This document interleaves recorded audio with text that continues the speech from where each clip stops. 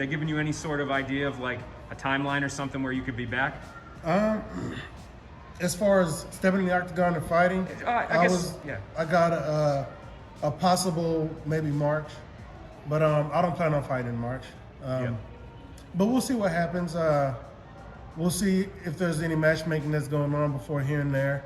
I expect when I come back to be in a position to be right where I was. You know what I'm saying? Right where I left off.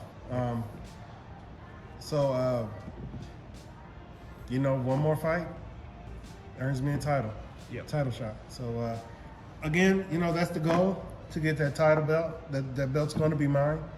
This is only a bump in the road, a speed bump that I went over a little too fast, maybe.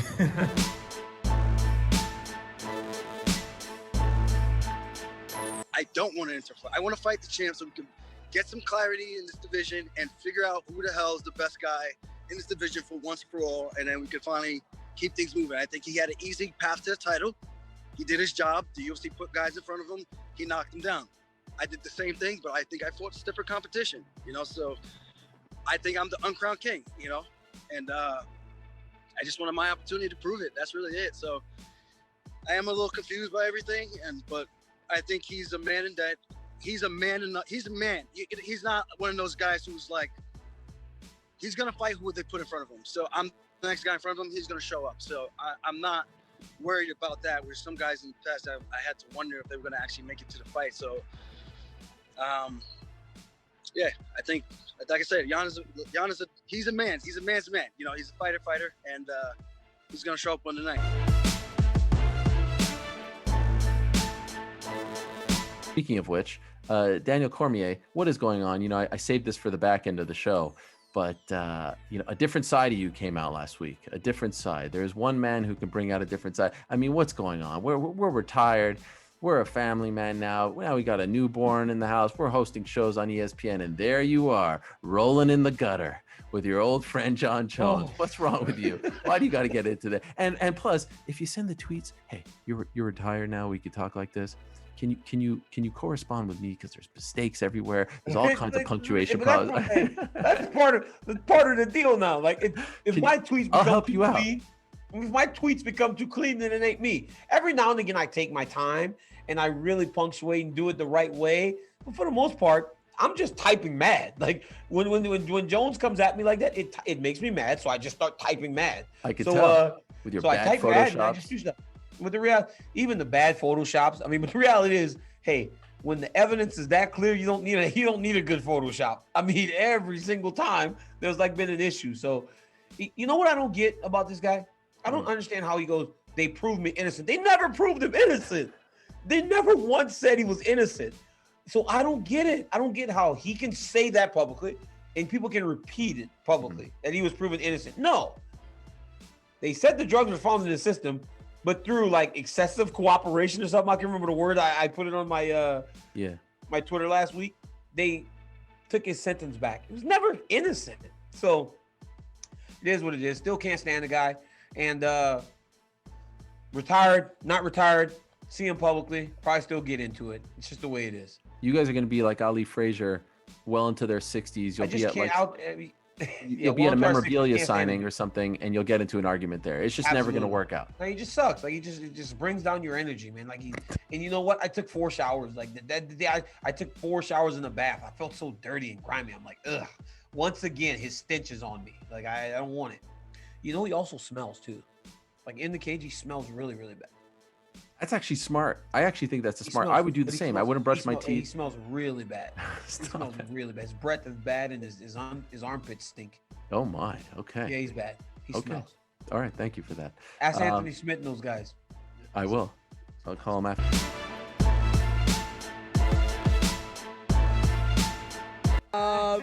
Puxa, tira aí. Look. Hey, Dana, you are the best. I fucked up. I made a mistake. Lilia. Damn, my godfather. You know the best.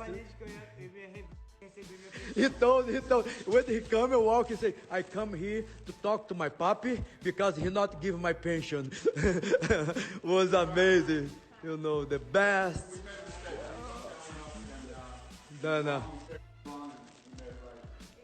He loves.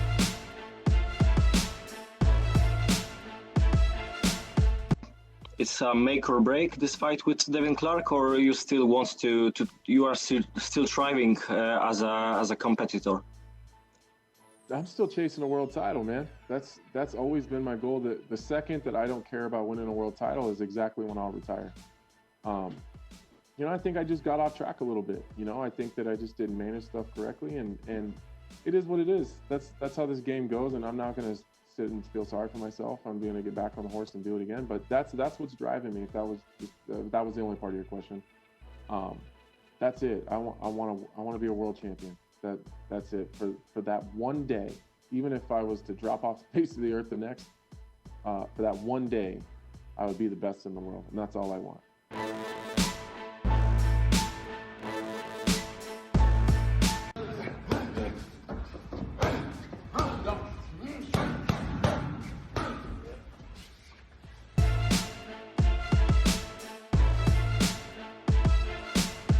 After the fight, perhaps the one, I don't know, negative, I saw it on my Instagram. I saw you addressing it. People accusing you of being on PEDs. And I don't feel like this is something that has been... Can we talk about this for a second? Okay, how do you feel? You're successful, you're dominant. It really hurts my feeling. I mean, it doesn't hurt my feelings, but it just like, it does get under my skin, man. Like, everyone's always like, you should take that as a compliment. You should take it as a compliment. People think you're on steroids. And I'm like, are you reading the things that these, like, they're calling me a man, they're calling me Brock Lesnar, they're calling me like, and I'm like, first of all, I literally have been tested by USADA since I was 13 years old. They came to my middle school because I was on the national roster for judo when I was 13. I made my first Olympic trials when I was 14.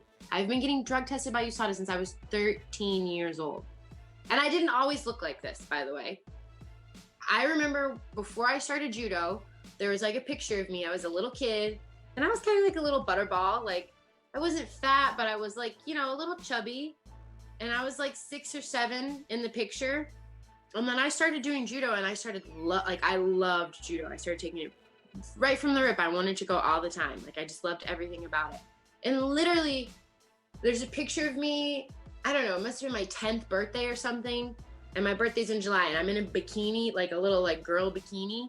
And I've got like traps, and I've got like biceps, and I'm like this jacked little kid. Like, I developed these muscles over years of training.